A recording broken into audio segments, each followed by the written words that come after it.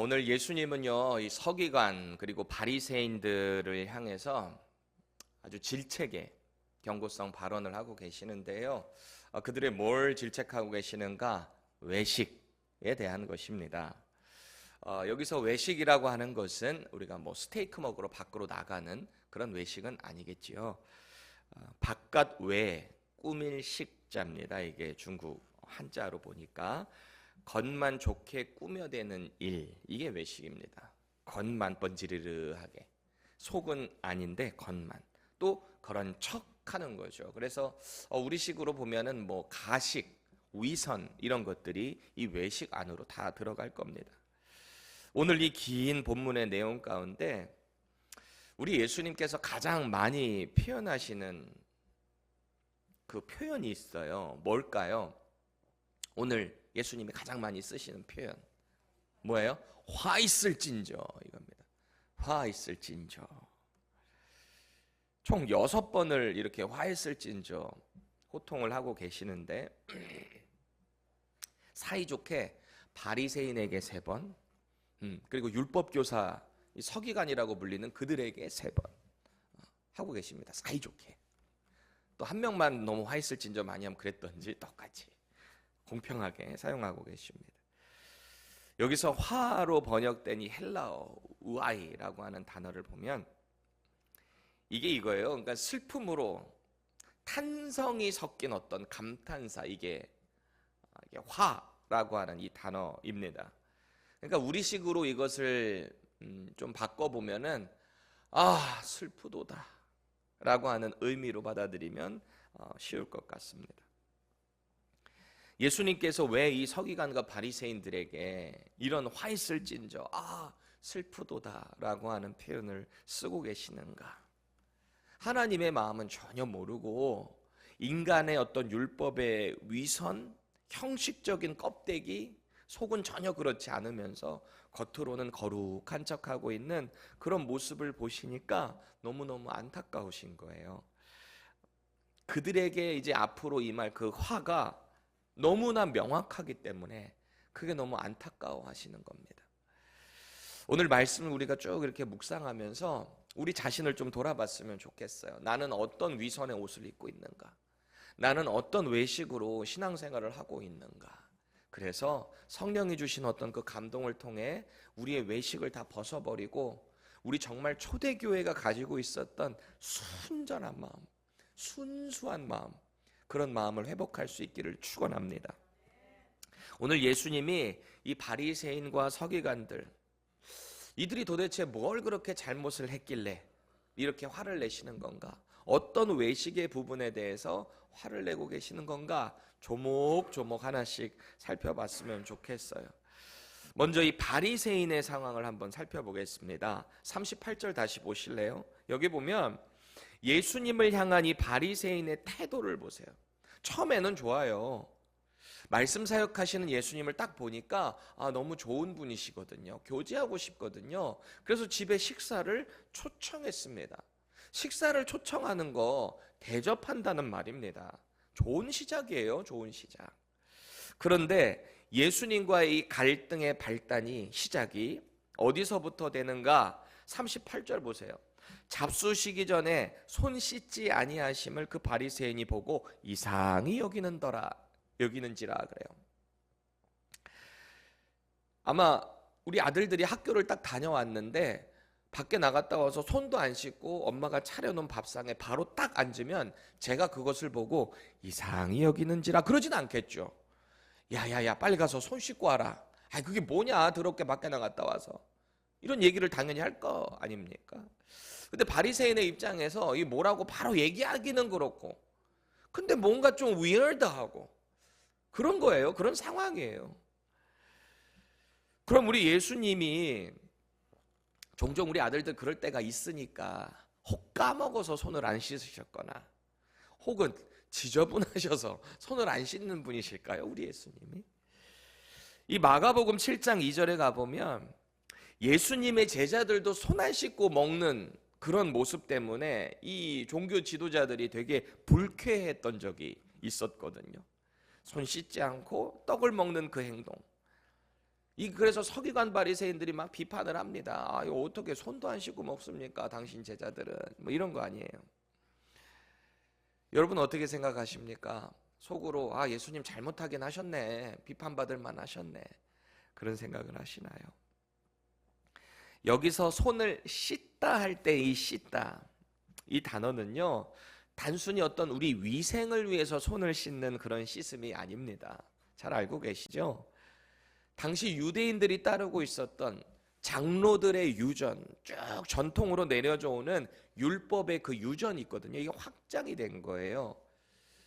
이 사람들은 당시에 밖에 세상을 돌아다니다가 집으로 딱 들어오면 거룩한 곳에 집을 그렇게 만들어야 된다. 그래서 마치 성전에 물두멍 있잖아요. 거기 제사장들이 제사를 하기 전에 손발을 깨끗이 씻고 하는 정결함을 의미하는 거거든요. 그것을 이제 확장시킨 겁니다. 각 집마다. 그래서 세상에 손과 발이 더러운 데 있다가 들어오니까 정결의식을 한다라고 하는 종교적 의식이 있었던 겁니다. 그런데 여러분, 그 물이 뭘 얼마나 깨끗하길래 그게 우리를 정말 깨끗하게 하겠습니까? 의식적인 부분이잖아요. 예수님이 그것을 일부러 지적하기 위해서 손을 안 씻으신 거예요. 이제 외식하는 그 바리새인을 향해서 예수님이 신랄하게 비판을 시작하십니다. 39절 보세요. 겉과 속이 너무 다르다는 거예요. 겉은 번지르르하게, 속은 온갖 탐욕과 더러운 것들이 가득 차 있구나, 이런 말씀을 하고 계십니다. 여기서 악독이라고 번역되어 있는 이 뜻은요, 악한 목적으로서의 욕망이라는 거예요. 우리가 각자의 어떤 목적들이 있습니다. 어떤 일을 하는 거에 의해서, 어떤 의식을 하는 거에 있어서도 다 목적이 있잖아요. 우리가 이렇게 예배를 하는 것도 다 목적이 있지 않습니까? 여러분 지금 이 자리에 왜 나오셨습니까? 하나님 예배하기 위해, 하나님 만나기 위해, 또 말씀과 찬양과 기도를 통해 하나님과 교제하고 싶어서 목적을 가지고 나왔단 말이에요. 아무렇지도 않게 그냥 습관적으로 나오는 건 바람직하지 않은 거죠. 거룩한 은혜의 목적을 가지고 나오는데, 이들의 어떤 그 의식이라는 것이 안에 탐욕과 아주 안 좋은, 내가 이렇게 하면 사람들이 나를 거룩하게 보겠지, 위선의 시작이 그거 아닙니까? 사람들이 나를 좀 괜찮게 보겠지. 40절 보세요. 아무리 겉만 번지르르하게 포장을 해도요, 창조주 하나님의 눈에는 그 속이 다 보이는 거 아닙니까? 우리 예수님이 그 서기관과 바리새인들의 속을 환히 보실 수 있는 이유가 뭡니까? 예수님이 곧 창조주이시기 때문입니다. 우리 예수님이요. 당시에 누가 서기관과 바리새인들한테 이런 독설을 날릴 수 있었겠어요? 당시에 정말 존경받고 거룩한 사람들, 그 사람들이 종교 지도자들 아닙니까? 근데 예수님에게는 다 보이는 거예요. 속이 다 보이고 있는데 아무렇지도 않게 위선 떨고 있는 그 모습이 참 어리석구나 라고 하시는 말씀입니다. 41절 보세요. 갑자기 예수님께서 그렇게 호통을 하시더니 용서의 기회를 제공하시는 것 같아요. 뭔가 돌이킬 수 있는 기회 말이죠. 뭐라 그러세요? 그들의 마음 가운데 있는 탐욕과 악독 다 버려라. 그리고 혹 너희들이 부정한 재물을 가지고 있다면 그거 다 나눠주래요. 부정한 재물. 또 다른 소유가 있을지라도 가난한 사람들에게 구제를 베풀어라. 이런 말씀을 하십니다. 내일 우리 로마서 15장 말씀 계속 이제 결론 쪽으로 가고 있는데, 내일 또 구제에 대한 이야기를 더 나눠보려고 합니다. 여러분, 그런데 우리가 이 예수님의 말씀을 오해해서 가난한 사람들 구제만 하면 구원을 받을 수 있구나, 그렇게 생각하면 안 됩니다. 우리의 겉과 속을 새롭게 창조하시는 예수님, 우리 하나님께서 우리의 마음을 새롭게 해주실 때 우리의 삶에 있어서 거룩한 구제의 모습, 선한 하나님의 그 의가 드러날 수 있다라는 거거든요. 새롭게 나오라, 거룩하게 변해라 라고 하는 주님의 초청인 것입니다. 여기 보니까 예수님께서 이 바리새인의 그 외식에 대해 두 가지 지적을 합니다. 구체적으로 어떤 일에서 너희들이 외식을 하고 있는가? 첫 번째는요, 그들의 11조를 지적하고 계세요. 11조. 아니, 손 안 씻었다고 지적 한번 했다가 그들의 신앙의 깊숙한 곳에 위선을, 외식을 지적하시는데, 그 첫 번째가 11조래요. 42절 보시면은 여기에 너희들은 지금 박하와 운양과 모든 채소, 이게 채소들이에요. 집에서 키운 어떤 채소들, 이 채소의 11조도 정확하게 따박따박 드렸던 그들의 거룩한 신앙생활이에요. 우리식으로 보면 그렇잖아요. 예를 들어서 뭐 1000불을 받았을 때 100불을 11조를 합니다. 근데 어느 날은 5불을 받았어. 뭐 그런 일은 없겠지만 누굴 통해서 5불을 받았어. 그럼 어떻게 해요? 50센트. 우리 자기가 그런 데잖아요. 우리 큰아들은 쫙 이렇게. 지금 이제 돈을 조금 아니까 밴딩 머신에서 학교에서 뭐를 이렇게 쓰니까 용돈을 주거든요. 그러면은 그 달에 주일이 몇 번 있느냐에 따라서 1불씩 책정을 해서 줍니다, 제가. 그러니까 이번 달에는 5주가 있잖아요. 그래서 5불을 받으니까 자기가 이제 쿼러 2개를 준비를 해가지고 11조를 드리는 거죠. 뭐 우리 다 11조 그런 식으로 시작했잖아요. 훈련 받는 거 시작하시잖아요. 근데 이 바리새인들은 이런 11조의 개념에 있어서 정확한 거예요. 근데 이것이 하나님 내게 주신 이 은혜에 감사해서 제가 정확히 10분의 1을 하나님께 드립니다. 이런 감사의 의미로 드리는, 감사의 목적으로 드리는 것은 오케이. 근데 감사와 하나님을 향한 사랑과 또 내 삶에 있어서의 공의, 이런 거는 다 빼뜨리고 형식적인 행위만 남다 보니까 그게 문제가 되는 거죠. 이거 얼마로 계산을 해야 되는 거지? 하나님께 정확하게 11조를 어떻게 계산하려고. 이 안에 공의와 사랑이 없다는 겁니다. 당시 이 랍비들, 당시 선생님들, 유대 선생님들, 대개는 이제 뭐 서기관과 바리새인들, 어떤 종교 지도자들이, 이런 랍비들이 많았겠죠. 이분들의 이 규범을 한번 보면은 레위기 27장 율법 아닙니까? 또 신명기 14장 율법을 다시 한번 재확인하는 거잖아요. 그 율법에 의해서 11조의 개념을 아주 명확하게 세분화시킵니다. 명확하게 세분화시켜서 너무 복잡한 것을 요거만 따르면 될 수 있도록 매뉴얼을 만든 거예요. 근데 이 매뉴얼이 너무 디테일하다 보니까 이게 형식적으로 가기 시작한 거예요. 마음이 없이 내 형식만. 지금 예수님이 지적하시는 하나님의 공의, 그게 뭘까요? 하나님의 공의. 공의가 뭐예요? justice잖아요. 죄를 진 것에 대한 것은 심판이 있는 거고, 그렇죠? 하나님의 공의가 이 사회적으로 크리스천들에게, 특별히 당시 유대인들에게도 어떤 의미였냐? 하나님의 그 공의하심이 내 사회의 정의 가운데서도 드러나야 했던 거예요. 그게 율법 가운데 순종을 통해서 나타나야 했던 겁니다. 그런데 이 종교 지도자들의 삶의 모습을 보면 가난한 자들, 그들을 억압하고 돈을 착취하고 말이죠. 그들의 사회적인 삶의 면모에서 이 사회적 정의, 하나님의 공의가 드러나지 않았다는 거예요. 그들에 대해서는 무관심했었다.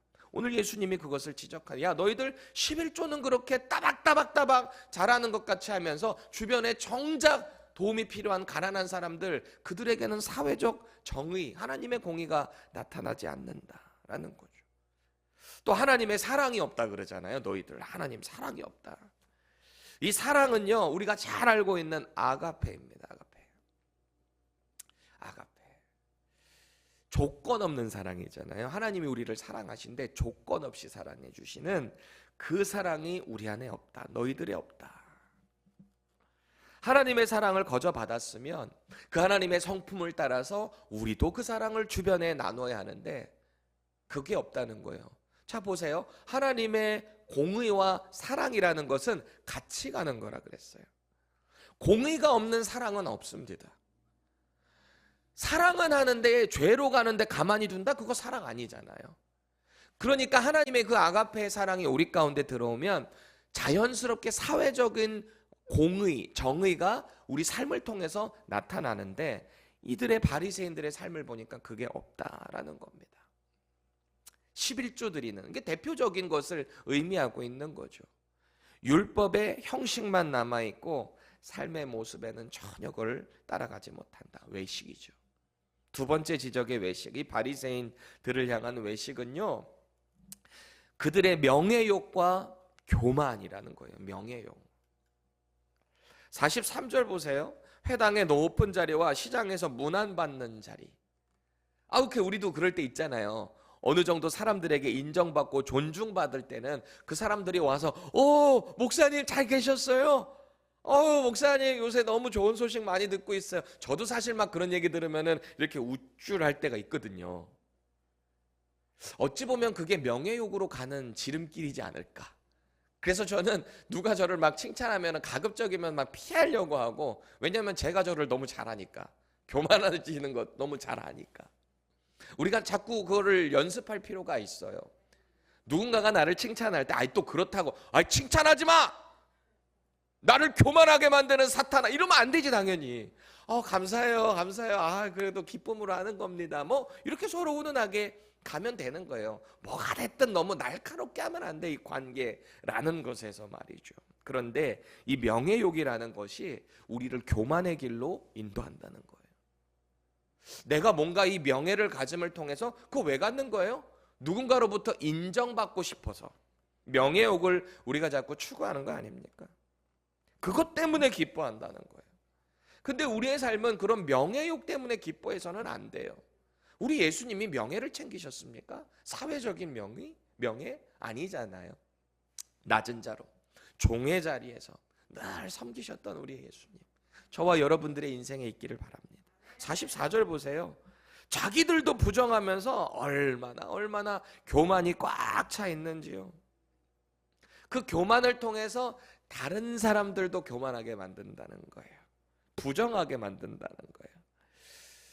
화 있을진저 너희는 평토장한 무덤 같다. 평토장이 이렇게 덮었다는 거예요. 밑에는 무덤이 있는데 무덤 안에는 뭐가 있습니까? 시체가 있죠. 율법에 의해서 그 시체, 죽음은요, 부정의 대명사입니다. 그걸 만지는 순간 나도 부정해지는 거죠. 근데 그거를 평토장에서 덮어버렸으니, 어디 표시도 안 하고 덮어버렸으니 그거를 만지거나 지나가는 사람들마다 다 부정해지는 거 아닙니까? 율법적으로. 지금 이 바리새인들이 그렇다는 거예요. 겉은 번지르르하게 해놓지만 그와 함께하는 모든 사람들이 이 바리새인들의 교만을 다 전염받는다라는 거죠. 민수기 19장에 보면은요, 시체를 만진 사람은 일주일 동안 부정해진다. 2일 동안 부정을 해지는 거예요. 우리 그 말씀 함께 봅시다. 민수기 19장 16절입니다. 시작. 누구든지 들에서 칼에 죽은 자나 시체나 사람의 뼈나 무덤을 만졌으면 2일 동안 부정하리니. 그렇죠. 오늘 이 세상에 부정함을 입은 손을 씻는 의식, 이게 부정함을 씻는 거잖아요. 그래서 나는 정결하게 됐다라고 하는 그들만의 의식이었잖아요. 근데 예수님 그거 안 했다고 지적하는 그 바리새인을 향해서 직격탄을 날리시는 거예요. 너는 완전히 평지에 매장돼서 알지도 못하게 만드는 무덤이구나. 다른 사람들도 부정하게 만드는 무덤이구나. 너를 밟고 지나가는 사람들이 다 부정하게 만드는 너는 그런 존재야. 너는 외식하는 존재야. 아주 교만한 존재야. 라고 지적하고 있습니다. 이 엄청난 독설이에요. 종교인에게, 그것도 지도자에게 그 누구도 할 수 없는 말을 우리 예수님이 하고 계시는 거죠. 이 예수님의 그 신랄한 비판이 점점 이제 수위가 높아지기 시작합니다. 옆에서 가만히 보니까 율법 교사가 이제 기분이 나쁘기 시작하는 거예요. 불쾌한 거예요. 이 사람들이 서기관입니다. 율법 교사들이에요. 대개 이 율법 교사들을 가만히 보면은 이제 바리새파 출신의 거룩한 말씀을 정통하게 아는 분들 중에 이 서기관들이 많이 있었거든요. 그러니까 가만히 듣다 보니까 이 서기관들이 울컥했습니다. 45절 보세요. 이 말이에요. 선생님, 가만히 듣자 보니까 우리까지 모욕하고 계십니다. 이 말이에요. 이게 무슨 의미죠? 우리는 안 그런데 왜 우리한테까지 그렇게 하십니까? 기분이 나쁩니다. 이 말이죠. 사실은 이게 도둑이 자기 발이 저린 거예요. 듣다 보니까 자기도 종종 그런 경우들이 있거든요. 솔직히 우리가 우리 자신을 이렇게 내면을 들여다보면은 하나님 앞에서 정말 당당한 사람 몇이나 될까요? 아니, 한 명이라도 있을까요? 우리 위대한 사도 바울 선생님조차도 로마서 7장에 보면 오호라 나는 공고하다. 이 사망의 몸이 나를, 그렇죠?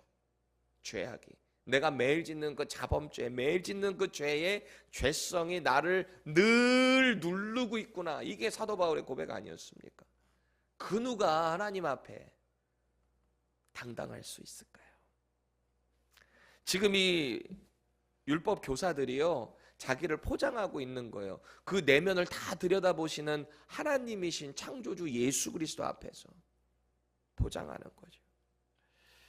사실 예수님의 사역 가운데 언제나 지적받는 외식 2종 세트가 서기관과 바리새인이잖아요. 이 자신의 그 외식을 인정하지 않고 율법 교사를 향해 이제 그렇게 인정하지 않는 율법 교사를 향해 예수님이 2차 공격을 가하십니다. 아주 이것도 진짜 뼈 때리는 공격이거든요. 두 가지 부분을 역시 지적하세요. 첫 번째, 그들의 교만이에요. 역시 똑같이. 46절 우리 세 번역으로 읽어보겠습니다. 시작. 예수께서 말씀하셨다. 그렇다. 너희 율법 교사들에게도 화가 있다. 너희는 지기 어려운 짐을 사람들에게 지우면서 너희 자신은 손가락 하나도 그 짐에 대려고 하지 않는다. 아멘. 여기서 말하는 짐이 진짜 어떤 이삿짐은 아닐 거 아니에요. 이삿짐 사람들 다 시켜놓고 자기는 손가락 하나도 되지 않았다. 이런 1차원적인 의미는 아닐 거 아닙니까? 율법 교사잖아요. 그럼 율법을 가르치는 사람들이잖아요.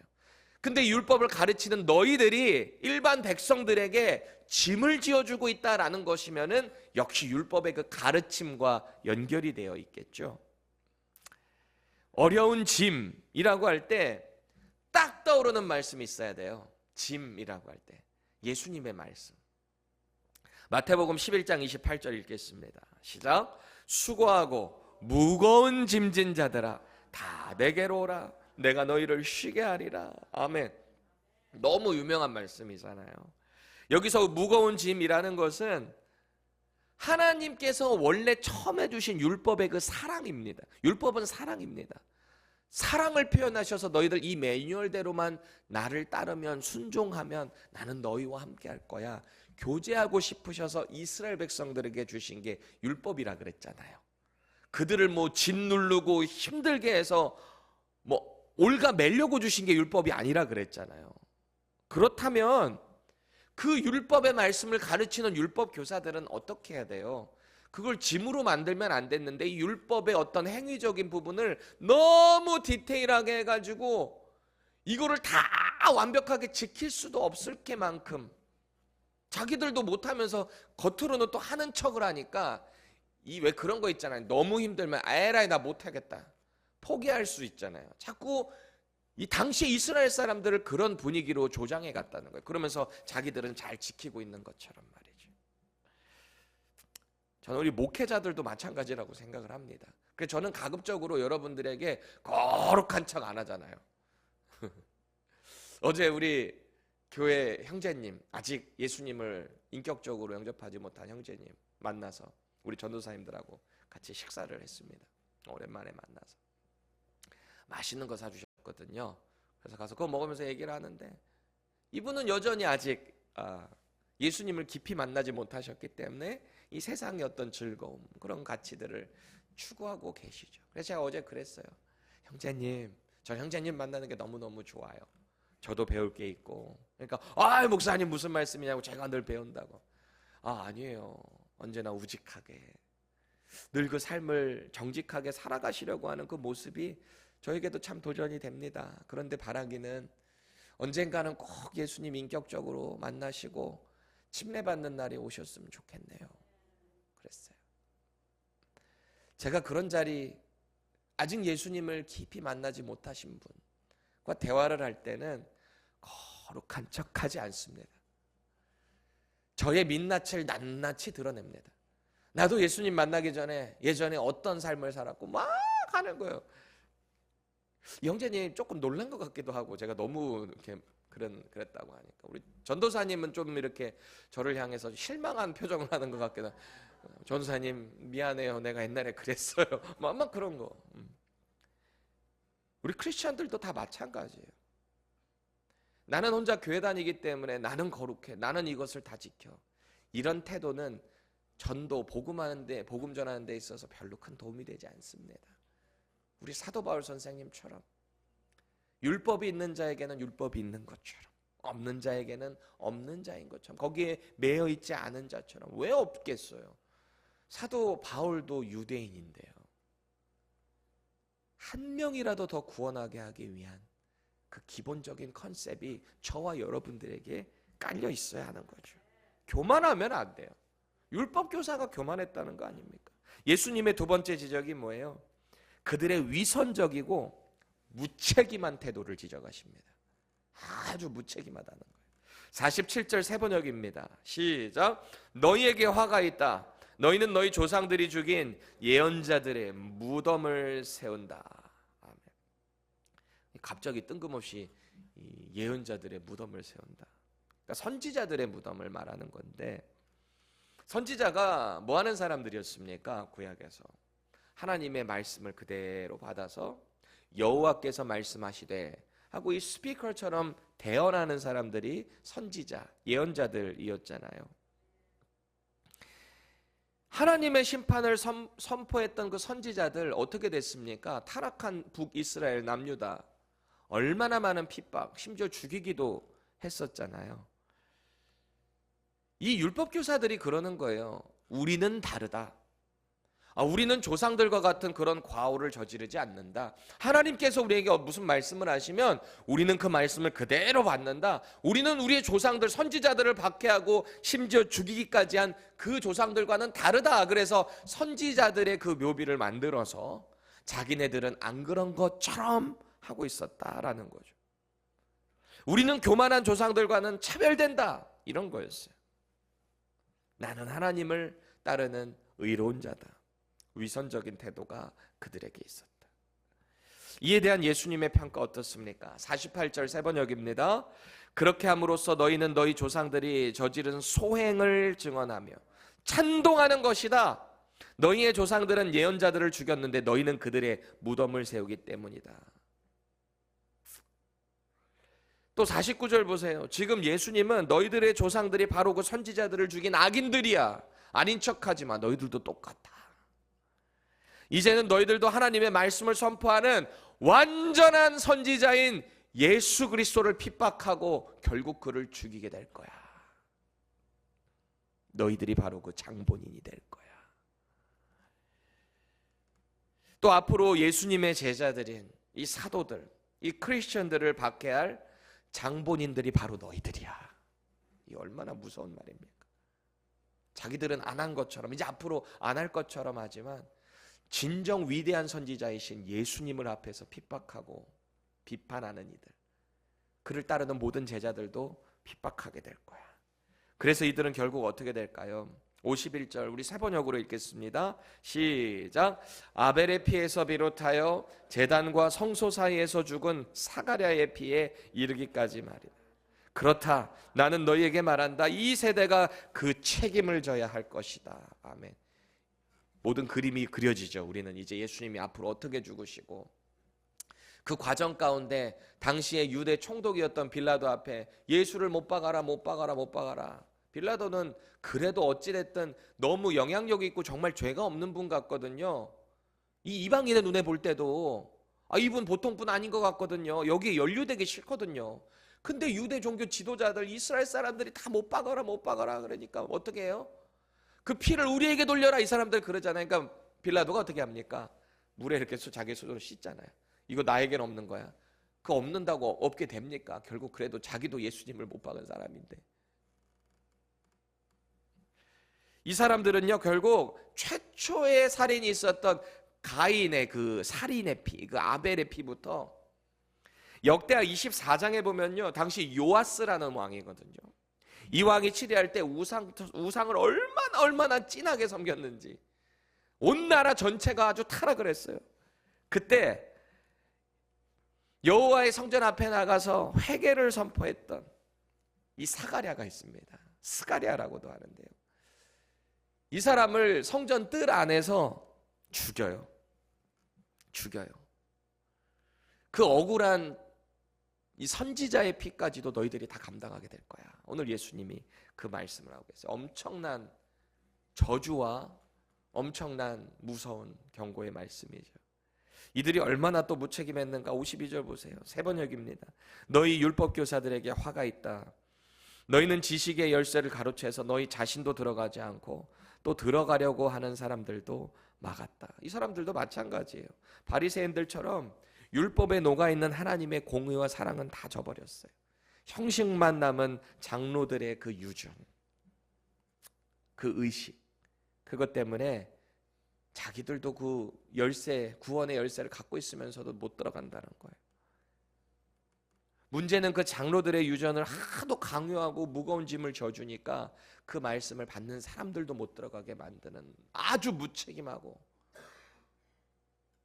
위선적인 모습이죠. 하나님 편에서 볼 때 이보다 더 큰 무책임이 어디 있습니까? 이 말씀 가르치라고 리더십을 세웠는데 그들이 그 일을 하지 않고 있어요. 우리 진지하게 받아들여야 합니다. 이것은 목회자에게만 해당되는 일이 아닙니다. 여러분들도 예수님을 믿고 하나님의 자녀가 됐고 왕같은 제사장이 됐으며 거룩한 백성 그의 나라가 됐어요. 너희는 가서 모든 민족을 제자로 삼아. 너희는 사도들에게만 해당되는 얘기일까요? 목회자에게 해당되는 일일까요? 우리가 다 왕같은 제사장이라면 같은 레벨 아닙니까? 저만 하는 게 아니라 여러분들도 주변의 제자들 삼고 그들에게 덕을 끼치고 이미 우리는 이 천국의 열쇠를 말씀을 통해서 받은 우리들 아닙니까? 이 말씀을 자꾸 가르치셔야죠. 덕이 되셔야죠. 이 정도 되니까 이제 더 이상 밥 먹을 분위기가 아닌 거죠. 지금 이 상황이. 예수님이 거기서 제자들과 함께 나오시는데 아주 자존심이 이 사람들이 얼마나 심하게 상했던지 말이죠. 예수님을 향해서 막 따져들기 시작합니다. 예수님은 분명히 말씀에 의거한 지적을 하신 거거든요. 회개하라는 거거든요. 근데 회개는커녕 이들의 반응 보세요. 54절입니다. 그 입에서 나오는 말을 책잡고자 하여 노리고 있더라. 마치 우는 사자처럼 저거 어떻게 하면 내가 약점을 잡아가지고 올가맬 수 있을까 말이죠. 오늘 저와 여러분들은 이 외식의 화, 오늘 주님의 그 화에 대해서 진지하게 자신을 점검해 봐야 합니다. 내가 정말 하나님의 말씀 가운데 수치스러울 정도로 감추고 싶은 위선은 뭔가, 외식은 뭔가, 우리 자신을 봐야 하는 거예요. 다른 사람을 보는 게 아니라 이 말씀은 언제나 나를 먼저 봐야 하는 거죠. 지금 이 세상이 교회를 향한 질타가 뭡니까? 이 세상 사람들이 교회를 향한 질타, 가식과 위선이라는 거잖아요. 너희들이나 똑바로 살으라는 거잖아요. 그 이 세상의 교회를 보는 관점 아닙니까? 다 그런 게 아닌데. 저도 예전에 전도하고 있는데 너희들이나 똑바로 살아라, 뭐 이런 얘기를 들으니까 처음에는 좀 마음도 상하더라고요. 다 그런 것도 아닌데 왜 다 싸잡아가지고 저렇게 말하나. 그러면은 저도 이렇게 할 말 제가 다 하잖아요. 아시죠? 저한테 여러분들 뭐라고 하면 저는 웃으면서 할 말 다 하거든요. 너무 기분 나쁘지는 않게. 그때 제가 막 그래요. 막 너희들이나 온 교회들이 다 그러는 것처럼 하면 아유 교회는 원래 병자들이 모이는데요 이러면서 그냥 반격을 했던 기억이 나는데, 이런 내 자신을 조금 더 점검하고 우리 교회가, 내가 이것을 같이 짊어지고 연대적 책임을 가지고 같이 가야 되는 거지. 맞아. 그러고 난 이후에 누가 그런 얘기를 하면은 제가 이래요. 네, 죄송합니다. 제가 죄송합니다. 제가 목회자로 죄송합니다. 이제 안 그럽니다. 근데 다 그러는 건 아닌데 저희들 더 노력하겠습니다. 예전에 그렇게 말씀을 드렸던 기억이 나요. 우리가 실수한 거지 하나님이 불의하시진 않습니다. 여러분, 우리의 이 외식적인 모습에 예수님은 한탄하세요. 꼭 기억하세요. 저와 여러분들의 모습을 통해서 세상은 예수님을 보고 하나님을 본다는 사실입니다. 우리의 모습을 통해서. 당시 유대 종교 지도자들을 통해서 세상 사람들은, 일반 유대인들도요, 하나님을 경험했을 거예요. 그 리더십들을 보면서. 그래서 당시 유대인들에게 인식되는 하나님은 어땠을까요? 율법의 무거운 짐을 지어주시는 분이라고 인식됐을지 모르겠어요. 왜? 이 사람들이 그렇게 하고 있으니까. 그런데 우리 예수님은 뭐라고 그러셨어요? 수고하고 무거운 짐진 자들아, 다 내게로 오라. 너희들 오해하고 있는 거야. 우리 하나님 아버지 그러신 분 아니야. 내가 너희들에게 쉽게 해줄게. 나에게 와서 배워. 내가 너희들에게 주는 짐은 가벼워. 나와 함께 멍에를 매지 않겠니? 멍에를 맨다는 의미가 뭡니까? 함께 지고 가시겠다는 거잖아요. 저는 이 감리교회의 창시자인 존 웨슬리가 했던 말 중에 그 한마디 딱, 제가 누군가를 통해 설교를 들었던지 어디 책을 읽었던지 정확히 기억은 안 나는데, 이 한마디가 아직도 거의 10여 년이 지난 지금까지도 너무 선명하게 남아있는 게 있어요. 그분이 어떤 말을 했냐면, 내적 성결은 사회적 성결로 드러나야 된다, 이런 말을 했어요. 이 감리교회가 이 성결 운동 참 많이 했잖아요. 내 안에 내가 그리스도인으로 성결하게 됐으면은 이 사회적 성결로도 나타나야 된다. 밖으로도 그 우리의 의로움이 드러나야 된다. 아닙니까? 사실 맞는 말이잖아요. 우리가 그리스도인이 되었으면 사회적으로도 날마다 덕을 끼치는 사람이 되어야 한다라는 거예요. 여러분들에게 정말 도전합니다. 저에게 도전합니다. 우리의 모습을 보며 사람들이 하나님을 볼 수 있었으면 좋겠어요. 하나님의 사랑과 하나님의 공의가 저와 여러분들의 삶을 통해서 진솔하게 선포가 되고요, 우리를 통해 자꾸 복음의 일들이 계속해서 확장될 수 있기를 예수님의 이름으로 축복드립니다.